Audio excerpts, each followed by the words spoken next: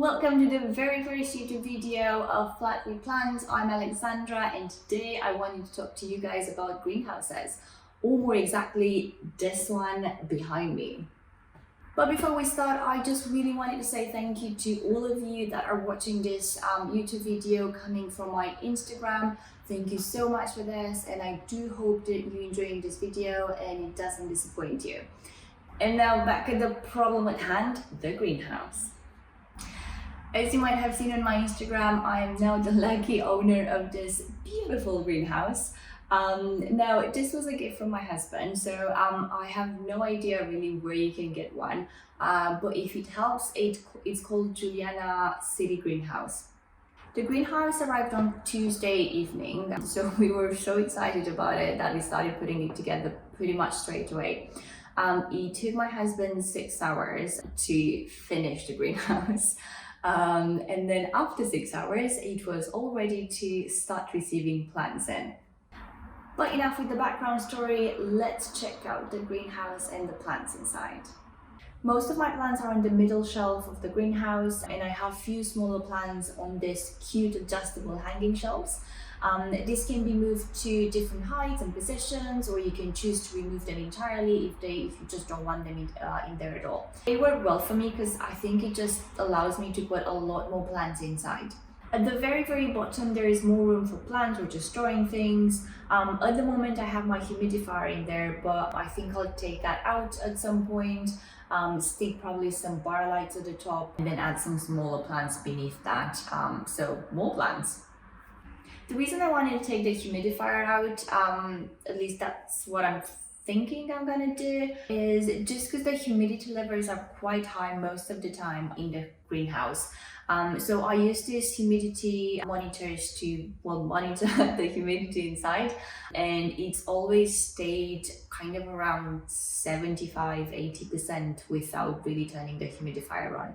Humidifier or no humidifier in the greenhouse, probably one of the things I need to remember, and I guess you guys, if you have a greenhouse or enclosed spaces for your plants, is air circulation. So I'm waiting to put a small fan in my greenhouse to make sure that the air moves inside.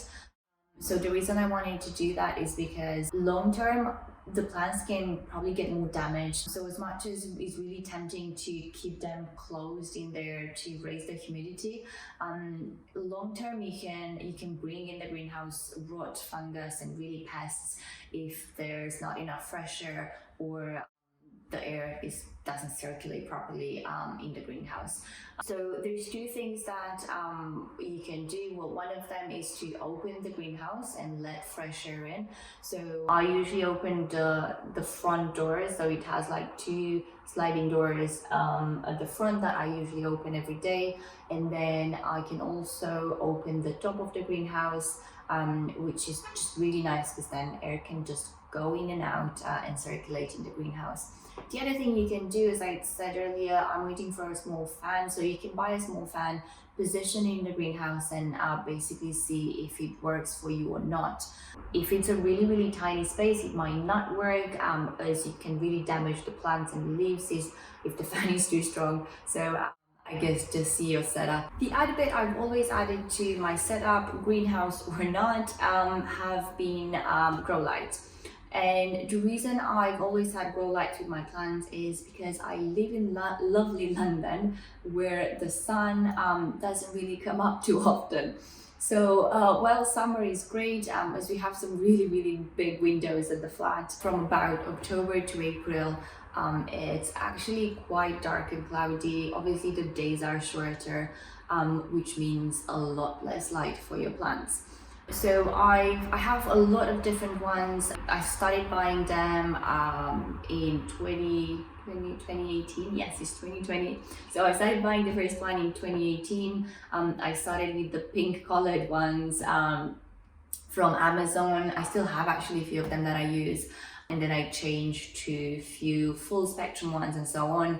I'll add the ones I'm using in the description, and I also have a few reviews on the blog if you want to check them out. But basically the way I've set it up at the moment is that on one side of the greenhouse I'm using IKEA light bulbs in a just regular floor lamp, And then on the other side of the greenhouse, I have a lot of this clamp on lamps that I bought on Amazon. The vast majority of them come with grow lights attached to them, or you can buy them separately if you want to as well.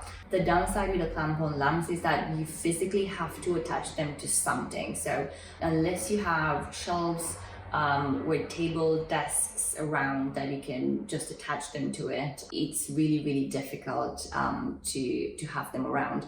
So keep that in mind if you want to buy some of those. So this is my greenhouse / review, I guess. I'll list some of the stuff I use in the greenhouse in the description, but if you feel I've missed out on mentioning some of them, or if you have any questions, please use the comments to let me know. Hope you enjoyed this very first video of Flatfield Plants. If you did, I really hope you'll subscribe to the channel.